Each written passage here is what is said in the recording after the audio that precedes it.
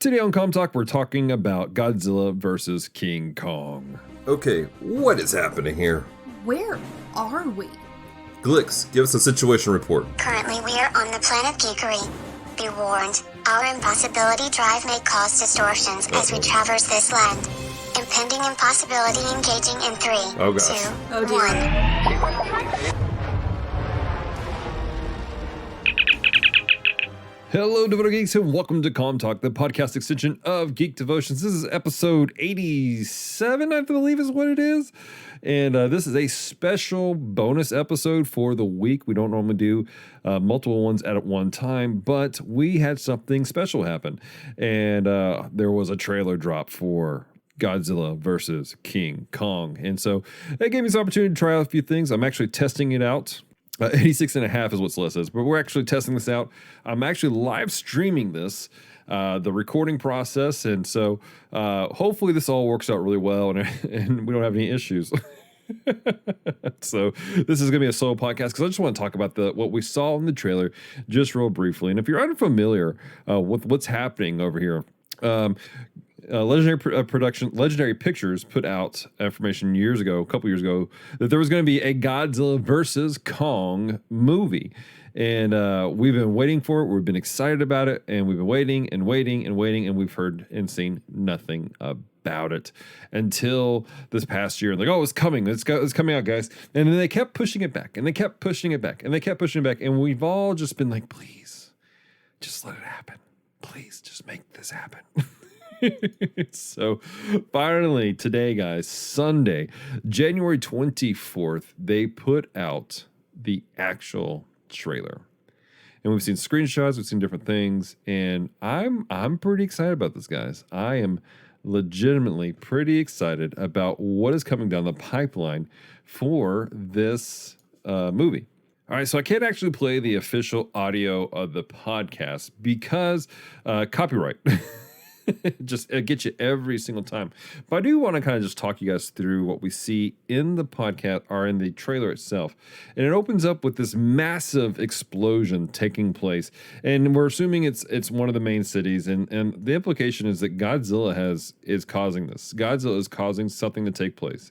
And then it cuts over to scenes of military, like some sort of military convoy carrying some sort of creature. And as it plays through, you realize that what they're carrying is Kong, King Kong.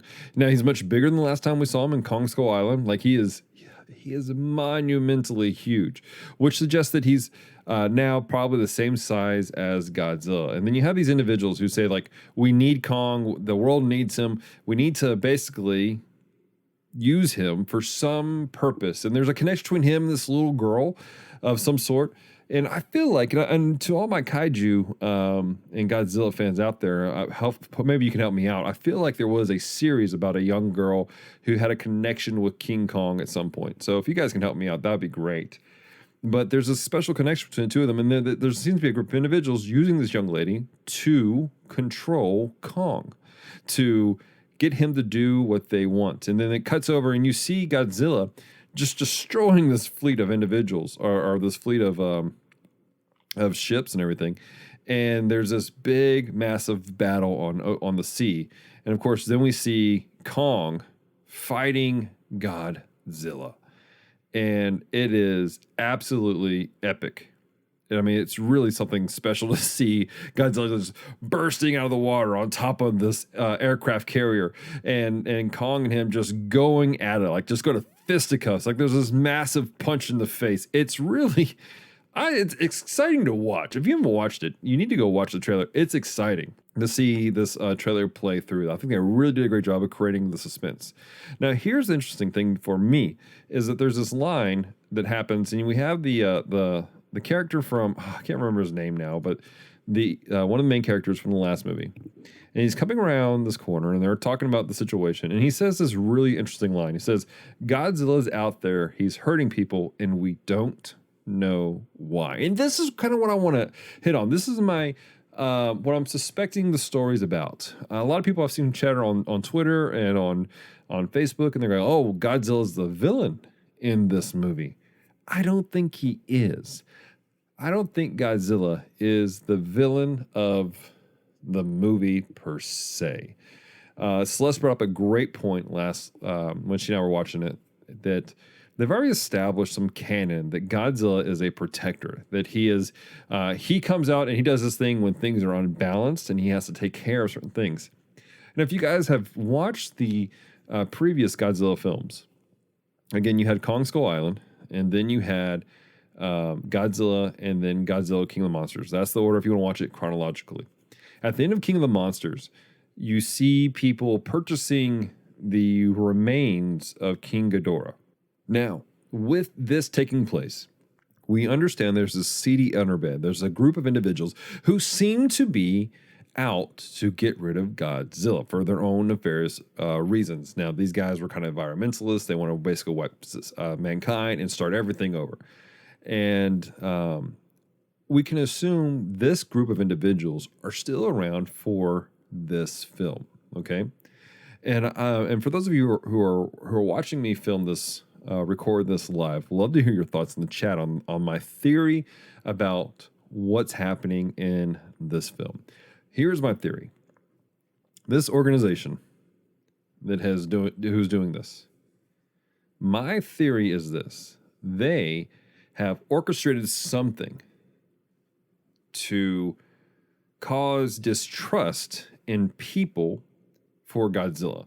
I think that what has happened is society has grown, and they've grown to trust Godzilla. They've grown to trust in the way, the order that has been established from King of the Monsters.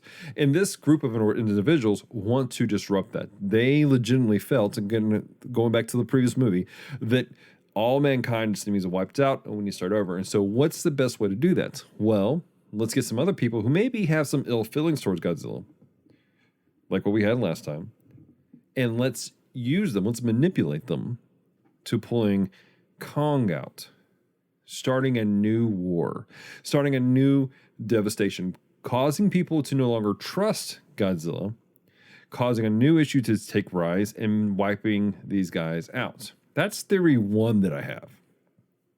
Theory two, and again, I love to hear your guys' thoughts on this. Theory two for me is simply this. There's a group of individuals who simply they don't like the kaiju. They're not happy about the situation. So their idea is simply this: let's get together a whole bunch of monsters that can fight each other, basically, and wipe them out. They're hoping that they can take out Godzilla and Kong and call it done. Number three, third idea. Kind of the same basis. They don't like what's happening. They want to get rid of Godzilla because Godzilla runs the place. And we had that established in the previous movies. Godzilla, he's the king of the monsters, and he's going to make sure things happen his way, okay?